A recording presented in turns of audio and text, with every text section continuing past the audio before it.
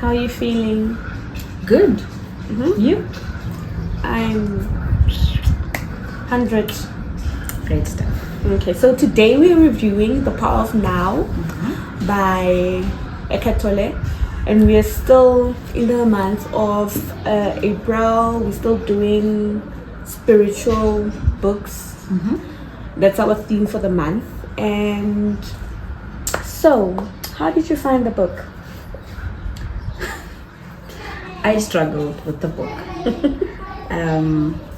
I cannot pinpoint what it is that I struggled with, because I don't think it's the writing. I get it, but I really just struggled with the book. I did not finish reading the book. I can't remember how far I got, but at some point I had to decide, it's fine. It's not for me, or perhaps I'm just not ready for the book. Yeah, because I think for me, I also found it challenging. I think books like this, like books that challenge your spirituality or rather your human experience, they tend to challenge you because now you have to make a decision to change, because now you know that there's another way of living life, or there's another way of doing things, and then now you just forced. When you don't know, you just like, that's why maybe I know ignorance is bliss, because if you just you don't care, like you're just having the time of your life, and then once you know, it's like at the back of your mind, you're doing something, and then you're realizing, this is actually, there's other ways of doing things, and then so you can't read this book and stay the same. Definitely you can't. And I think it's also important that one is ready for the change. You need to be ready for the teachings. You need to be ready for the lessons. And maybe in another time I'll revisit the book. So I guess the next question, which is, did the author keep you interested? Because you didn't finish, so I'm guessing it didn't land. You know what? Eckhart writes about concepts that in one way or another we know about.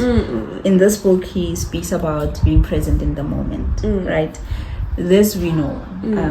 Different writers have expressed this, that we need to be more present in the things that we do. We need to embrace and be fully in the moments that we participate in. And this we know. And he writes it in such a way that it is interesting to a certain extent, but I think there were a lot of things that I challenged in terms of execution. How do we put this into practice? Perhaps that's where I had some challenges. But his writing is not boring. I don't want to give off that impression. So I think to some extent, I suppose, interested, but I just, I not think now. Not now. Maybe later. Maybe now. when I'm 40. Perhaps. You know what? For me, the author did keep me interested. There were some chapters that I liked more than others, and I think just like even with The Alchemist, this is also a book that you'd read to find meaning. You know, it's just one of those books. So he did really keep me interested, engaged, and I like that he had, I think on his foreword or whatever, he had this instruction, and I don't remember what he used, but then I don't think he said instruction, where there's this almost like a S sign or something, where he says whenever you see that, you need to pause and then reflect, and then just take everything in. And I think if you do that, you really get the knowledge in, the lessons in, and you also get to see how you can maybe execute it in your own life. It's definitely not a book that you binge read. No.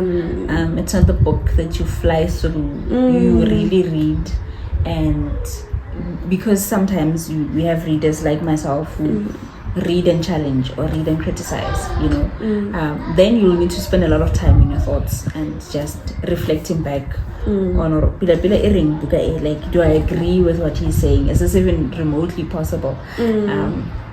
But yeah, I think he had a nice quote. I think that it was. Is that the? No, it's not even a quote, but I just remembered before everyone takes my word and says no, this book is not good. It is. You are here to enable the divine purpose of the universe to unfold. That is how important you are. So yeah. Okay, so what will be your lasting impression of the subject?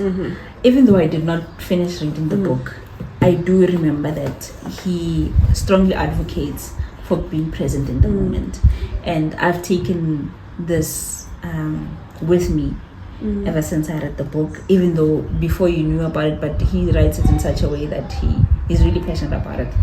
So even in my engagements with other people, it's always at the back of my mind, am I really present now? Like, am I really listening to you right now? Or am I thinking about the next thing that I need to do? Am I with you, but also on my phone? Because sometimes we tend to do that.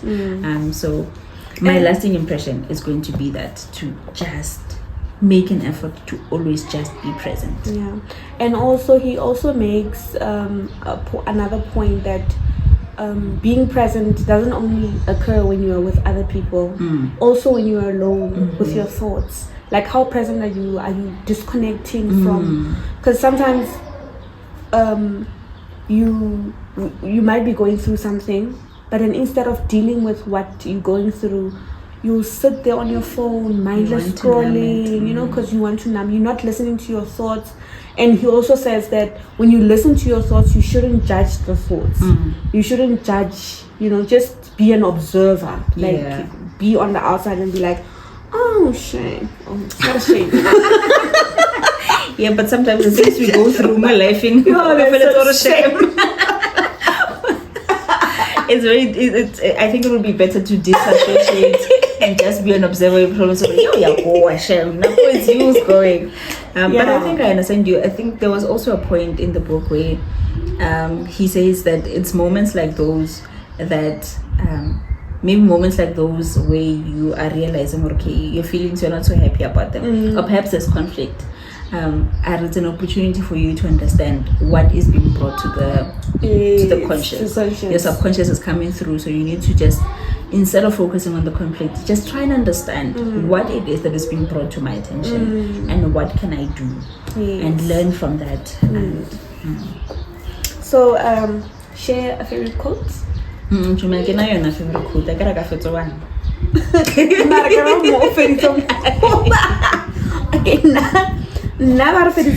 Yeah. Quote 133. Okay.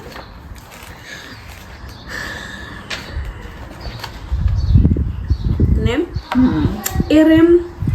Okay, so here I'll just give a little context. Here it was a question about whether two people in a relationship can embark on a spiritual journey together. Okay. If one person is not conscious and the other one is more conscious. Yeah. Okay. So he says, you do not need to wait for the world to become sane or for somebody else to become conscious before you can be enlightened. You may wait forever. Do not accuse each other of being unconscious. The moment you start to argue, you have identified with a mental position and are now defending not only that position, but also your sense of self. The ego is in charge. You have become unconscious. At times, it may be appropriate to point out certain aspects of your partner's behavior. If you are very alert, very present, you can do so without ego involvement, without blaming, accusing, or making another wrong. So this is the part where he was talking about the judgment, like say for instance, somebody else has done something wrong, and then instead of judging the situation or accusing or whatever, so you can still say, listen, I think even in this book, in The Seed of the Soul. The Seed of the Soul, Gary does mention that you can still say you raped somebody, so you're going to jail. So you can judge the deed, but not the person. So I think that's the whole argument there about the conscious and the unconscious. But not to me. Not in me. And perhaps that's also one of the reasons why I struggled with the book, because like I said, you need to be ready for the lessons, and we grow. I get so what like more growth in how but sometimes we struggle with, am I going to be the bigger person? Am I able to be the bigger person? Because in the teachings, Eckhart, it's almost as if you need to be the one that is the bigger person. Yeah. You know, you need to be the one that doesn't do the judging. I'm small, tiny. And that is a challenge. Also in relationships where you need to be the awakened one or the enlightened one. I think it's more easier said than done. You know, I understand the concepts on paper, but to be able to execute and practice that and live in that takes a lot of effort. It's not going to be where you read this book and then you are this bright person, this awakened person. Doesn't have like it's going to always take a conscious effort to be like, okay, now I need to be present. Okay, now I need to remember, okay, this is my ego speaking. You know, it's I said there's an automatic switch that goes on. True. And then now you're a better person. True. Yeah, you consciously need to choose. Yes. Yeah. Choose is the right word. Yeah, to choose. Okay, I'm not gonna react to this. I'm not gonna judge this. You know, I'm not gonna let my ego ruin this relationship for me or whatever. I'm not gonna prove a point or whatever the case may be. But there's also a lot of subtle nuances that even though you understand the concepts, that you need to always just try and be on the lookout that you do not find yourself in sticky situations, because now you want to be more forgiving, you want to be the bigger person. Well, there's a thin line between consciousness and and letting people get away with murder. You are one. So it's those things where you always need to apply thought to action, you know. Well, I think this was not a bad book, and like you say, read when you're ready kind of book. And anybody can read this book, whether beginner or not a beginner, but now it's just saying like cultural backgrounds, like religious group, like any religious group, like you can definitely read this book. It's not like related to any religion. It's not, but definitely not for beginners. I only beginner ka slow again. No, only beginner onyaka. I give Colleen.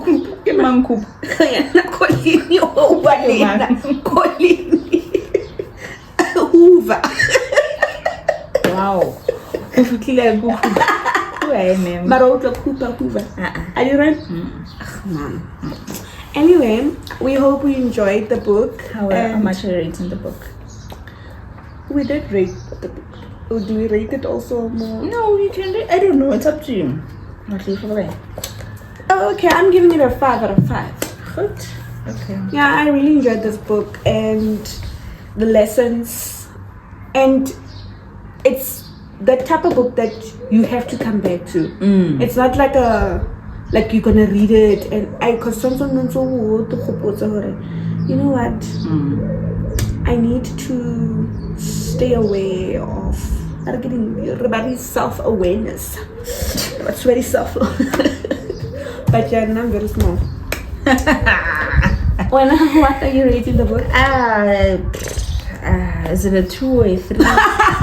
Hey guys, you know what? I promise you, get a better person and I take care of this book. But for now, I'm paying 0. It's fine. Okay, guys. So you either For real or for pure? 5 or 2? But I say that buy it.